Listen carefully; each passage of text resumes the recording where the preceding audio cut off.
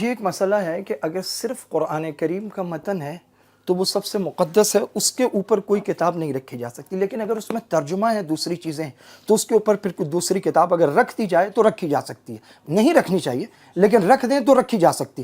یہ میرے پاس اصول کافی ہے، یہ آپ کو معلوم ہے کس کی ہے؟ یہ یعقوب کلینی کی ہے۔ یہ وہ آدمی ہے جس کی کتابوں میں لکھا ہے کہ نعوذ باللہ قرآن کریم محرف کتاب ہے۔ یہ وہ شخص ہے جس کی کتابوں میں لکھا ہے کہ امام جعفر صادق اپنے مصلی سے نماز پڑھ کے نہیں اٹھتے تھے جب تک کہ نعوذ باللہ نعوذ باللہ نعوذ باللہ ابو بکر عمر عثمان پر نعوذ باللہ لعنت نہیں کر لیتے تھے۔ اسے تبرہ کہتے ہیں اور یہ ضروری ہے، یہ عقیدہ کا جز ہے۔ اس کتاب کو میں اس مطالعہ قرآن حکیم کے اوپر رکھ دوں؟ آپ کہیں گے نہیں یہ آپ کیا کر رہے ہیں؟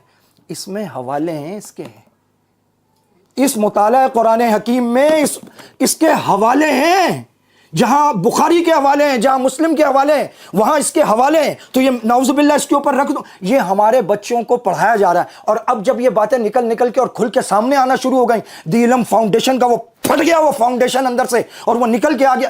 45 لاکھ کتابیں بانٹ دی تم نے، یار تم پیسے کہاں سے لا رہے ہو؟ اتنا پیسہ تمہارے پاس فی سبیل اللہ دے رہے ہو، اس کی ویڈیو بنائیے، اس کی DVD بنائیے، اس کی کتابیں چھاپی ہیں اس کے لیے، اور تم نے یہ متفقہ کر کے اور یہ ملا کر اس کی یہ اچھا پھر اب کہہ رہے ہیں جی یہ حوالے نکال دیں گے۔ حوالے کیوں نکال دو گے؟ حوالوں میں کیا پرابلم ہے بھائی؟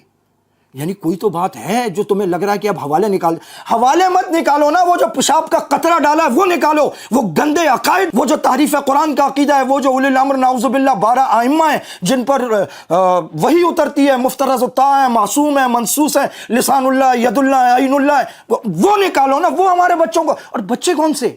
تیسری جماعت سے 10ویں جماعت تک۔ آپ کو اندازہ نہیں ہے یہ لوگ کیا کرنے جا رہے ہیں۔ جو کام خمینی نہیں کر سکا، اس کا انقلاب نہیں کر سکا، جو 17 خانہ فرہنگائے ایران نہیں کر سکے، جو ان کے بڑے بڑے ملا اور ذاکر نہیں کر سکے، یہ شجاع الدین شیخ نے کر دکھایا، اس کے علم فاؤنڈیشن نے کر دکھایا۔ یہ جو انہوں نے کروڑوں اربوں روپے ٹھوکا خام خواہ نہیں، تو یہ قرآن کی خدمت کرنے آئے ہو تم؟ اور پھر کھڑے ہو کے مجھے کھڑے ہو کے روڈ پر کہا، مجھے کہا مولوی صاحب آپ یہ سوچیں وہ شیعوں کا بچہ پڑھے گا، سارے عقائد تو کون سے سارے؟ یہ الکافی ہماری ہے، یہ مستدرک الوسائل ہماری ہے، یہ بہار الانوار ہماری ہے۔ بہار الانوار 128 جلدیں، پتہ نہیں 112 جلد، ساری یہ نہیں مانتے بخاری۔ آپ ان سے پوچھیں بخاری ان کے نزدیک حدیث کی کتاب ہے، ان کے نزدیک صحیح مسلم حدیث کی کتاب ہے، سنن ترمذی، ابو داؤد ہے، ان کی کتابیں کیوں لا رہے ہو اس میں؟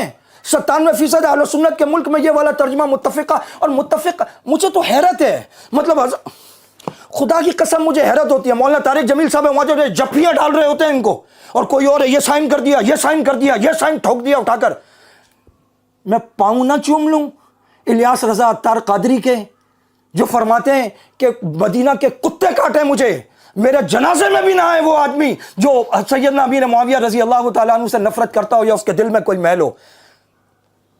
ہمیں نہ فرقہ واریت کرنی ہے نہ کچھ کرنی ہے، سیدھی سی بات ہے۔ جو تحریف قرآن کے قائل ہیں، جو نبی کے بعد 12 ائمہ کے قائل ہیں، یہ چیزیں ہمارے بچوں اور ہماری نسلوں کو نہ پڑھائی جائیں، یہ ملک کا، اس کی نظریاتی سرحدوں کا بیڑا غرق ہو جائے گا۔ علماء، اللہ تعالیٰ قیامت کے دن پوچھے گا میں نے اپنا فرض ادا کر دیا، میں نے آپ تک بات پہنچا دی ہے، ابھی آپ جانو، آپ کا ایمان جانے، آپ کی مسند جانے، آپ کا ممبر جانے، آپ کا مدرسہ جانے، آپ کی مسند تدریس جانے کہ آپ اس پر کیا قدم اٹھاتے ہو۔